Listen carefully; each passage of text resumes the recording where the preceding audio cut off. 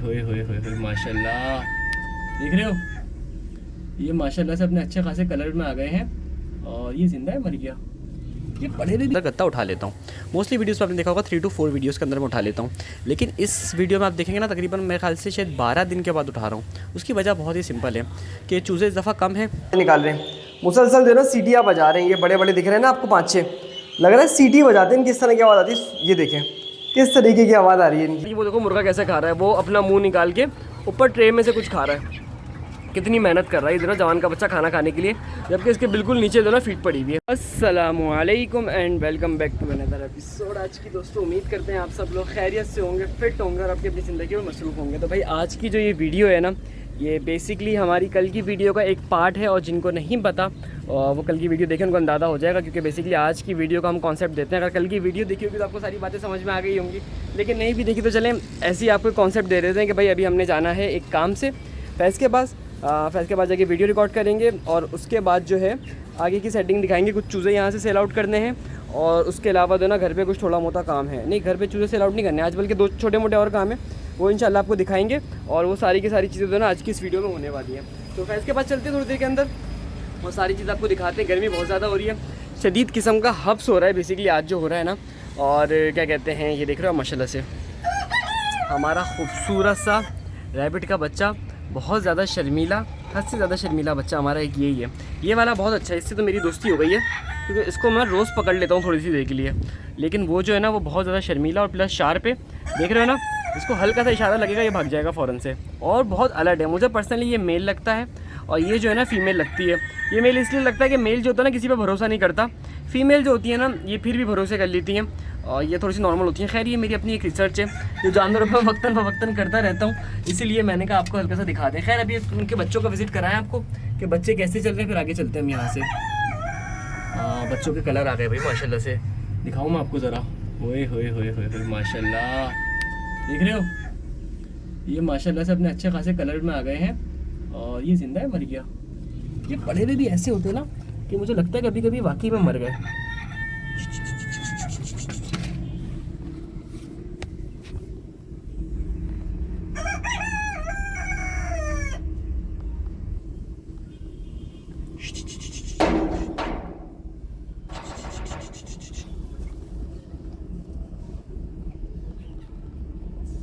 अच्छा भाई माशाल्लाह से सारे के सारे ही सही हैं, कोई भी अल्हम्दुलिल्लाह मरा नहीं है। और जहाँ इतना टाइम गुजर गया तो उम्मीद है इंशाल्लाह ताला अल्लाह इनको आगे भी हयाती देगा और हमारे लिए भी अच्छे रहेंगे, इनके लिए भी अच्छे रहेंगे। अभी चलते हैं हम आगे की तरफ, वहाँ चल के जो हमने वीडियो का पार्ट रिकॉर्ड करना है वो पार्ट रिकॉर्ड करते हैं और फिर उसके बाद आपको आगे की देंगे अपडेट। तो चलें जल्दी से चलते हैं फैज़ भाई की तरफ, फैज़ भाई क्या कह रहा हूँ, फैज़ की तरफ, और उसके बाद आपको फिर आगे की अपडेट देंगे। मैं इनको बस पानी डाल दूँ, थोड़ा सा मिक्स दाना डाल दूँ, वो भी ख़त्म हो गया है, क्योंकि अगर कल मैं लेट भी आऊँ तो कम से कम इनके पास बैकअप पे दाना पानी तो हो ना।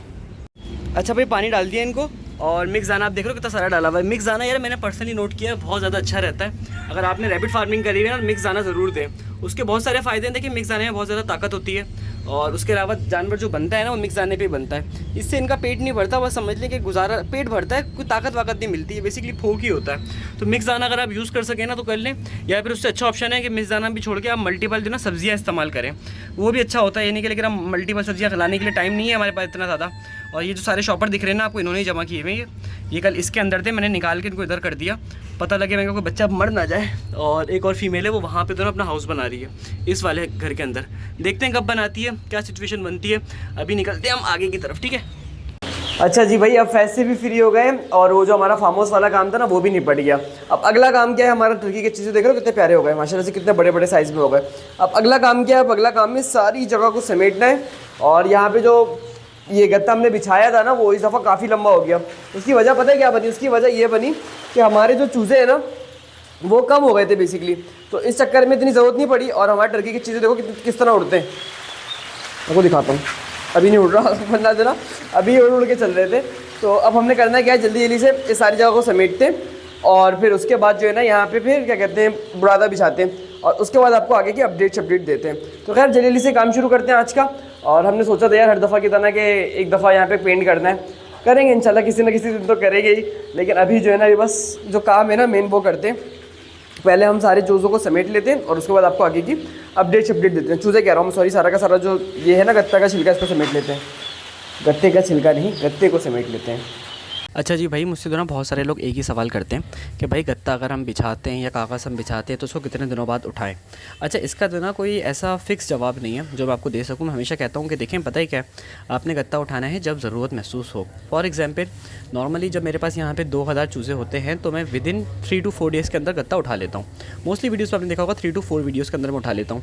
लेकिन इस वीडियो में आप देखेंगे ना, तकरीबन मेरे ख्याल से शायद 12 दिन के बाद उठा रहा हूँ। उसकी वजह बहुत ही सिंपल है कि चूज़े इस दफ़ा कम है और मेरी रूटीन टफ है, इसलिए मैं थोड़ा सा काम, मैंने आपको बताया था कि थोड़ा सा हम काम स्लो करेंगे कुछ टाइम तक, क्योंकि अभी यूनिवर्सिटी वगैरह शुरू हो गई, बहुत सारी चीज़ें, तो चूज़े कम हैं तो इस वजह से जल्दी उठा लेंगे, यानी कि आराम से उठाएंगे।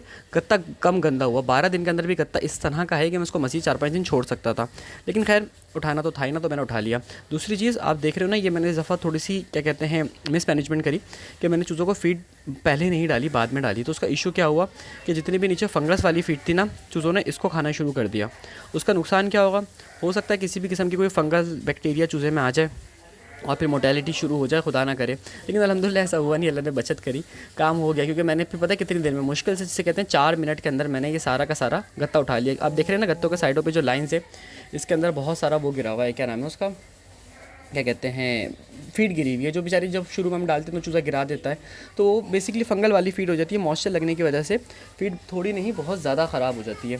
तो इसलिए आप लोगों को भी रेकमेंड करूँगा कि आप लोग करें तो पहले फीड डाल देगा चूज़े को, अच्छा रहता है। मैं थोड़ी सी जल्दी में था इसलिए ऐसा हो गया। अच्छा भाई, गत्ता तो सारा का सारा हटा दिया है और अब जो बारी है ना, अब वो है यहाँ पर राइसेस बिछाने की।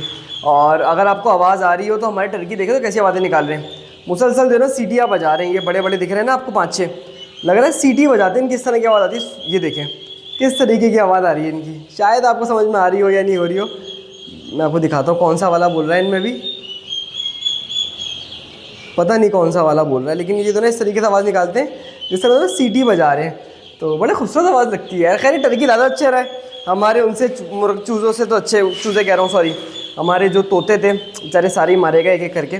तो खैर अब जो सिचुएशन है ना, अब ये है कि भाई अब यहाँ पर राइसेस बिछाते हैं और राइसेस बिछाने के बाद आपको आगे की अपडेट दिखाते हैं। मैं को राइसेस दिखाता हूँ कौन सा वाला है और किस तरीके से बिछेगा।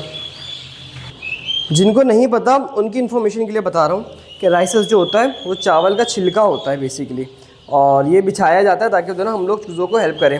खैर राइसेस बिछाएंगे, यहाँ पे नए फीड के बर्तन ऐड करेंगे, पानी की लाइनें लगाएंगे और फिर उसके बाद काम ख़त्म करके चलेंगे आगे।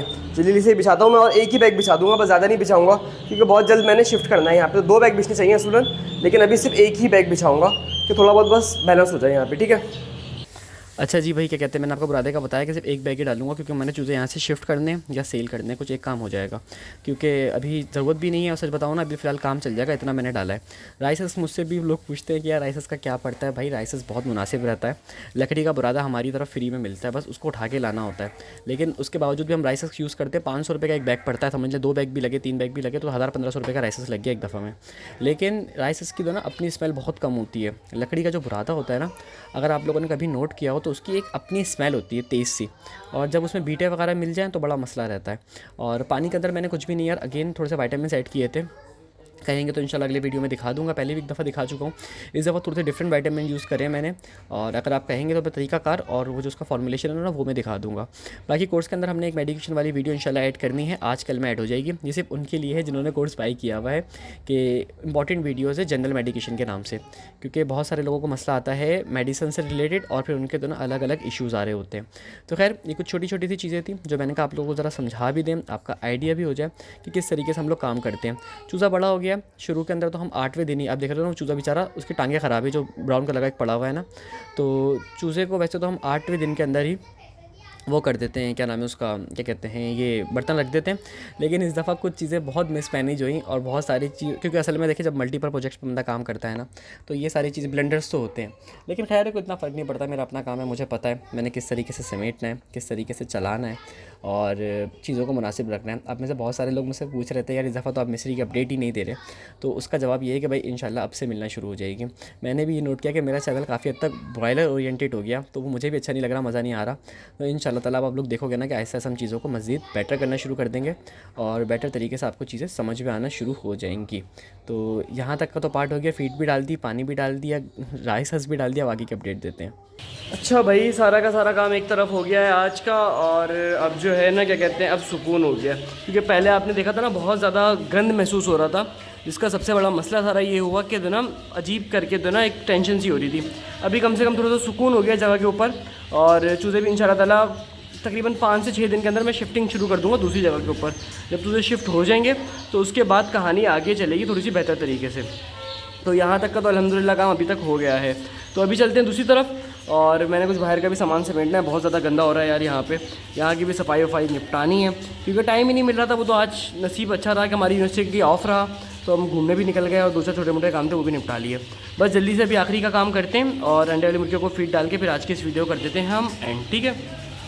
अच्छा भाई, शाम का टाइम हो गया है, बल्कि रात का टाइम हो गया, और जहाँ से हमने सुबह वीडियो शुरू करी थी ना अभी हम वहीं पर खड़े हैं। बट डिफरेंस ये है कि दिन में आपको 3 दफ़ा मेरी डिफरेंट टी शर्ट दिखी होगी बस।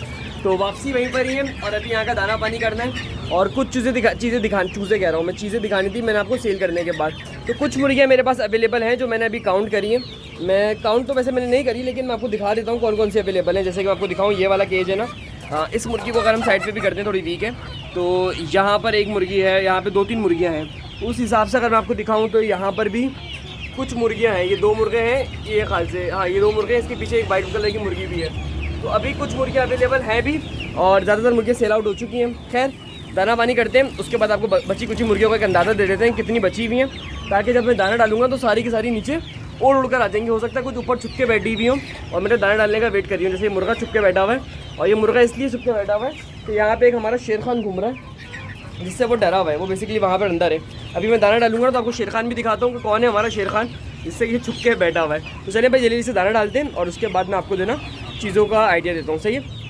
अच्छा, क्या कहते हैं, फीड जो उनको डल रही है ना अगेन भाई बहुत कम डल रही है, मेरे हिसाब से कुछ 10 से 12 kg डल रही है बस, क्योंकि बर्ड्स भी कम है, उसके अलावा क्वांटिटी भी कम करी हुई है, सब चीज़ों को थोड़ा स्लो चल रहे हैं। आप देखेंगे अगस्त आते ये सारी जगह फुल हो जाएंगी और जगह कम पड़ जाएगी, इतना सारा माल हो जाता है हमारे पास।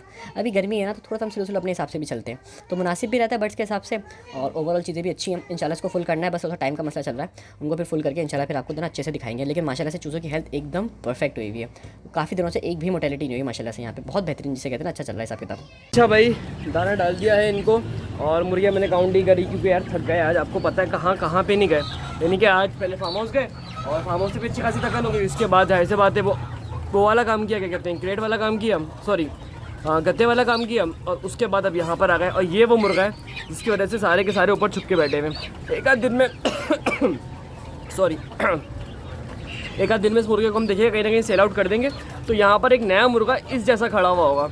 यानी कि वो जो ऊपर छुप के खड़े हुए ना, जो नीचे नहीं आ रहे डर के मारे कि उनको पता है पिटाई चलेगी, तो उनको पता है कि जैसे ही कि क्या कहते हैं ये जाएगा तो कोई और नया सरबरा खड़ा हो जाएगा। लेकिन जब तक ये है ना तो कोई नीचे नहीं आएगा, अनलेस कि ये ज़ख्मी हो जाए या ये बिक जाए। तो बड़ी खूबसूरत सी इनकी डिप्लोमेसी होती है कि जो वो होता है ना, क्या कहते हैं, लीडर होता है, जो सबसे बड़ा मुर्गा होता है वो सबको पीटता है, और बड़ा खूबसूरत तरीका लगता है। खैर ये एक अजीब सी बात है मेरी अपनी, क्या कहते हैं, बर्ड्स को लेके देना कुछ ज़्यादा ही देना मैं इनके साथ टाइम गुजार रहा हूँ, तो इसलिए मेरा देना दिमाग को ज़्यादा इनकी सियासत पे चल रहा है और किस तरीके से ये ऑपरेट करते हैं। खैर ये वो देखो मुर्गा कैसे खा रहा है, वो अपना मुँह निकाल के ऊपर ट्रे में से कुछ खा रहा है। कितनी मेहनत कर रहा है इधर जवान का बच्चा खाना खाने के लिए, जबकि इसके बिल्कुल नीचे जो ना फीट पड़ी हुई है। तो खैर इस वीडियो को यहीं पर ही एंड करते हैं। आई होप कि ये वीडियो आपको अच्छी लगी हो।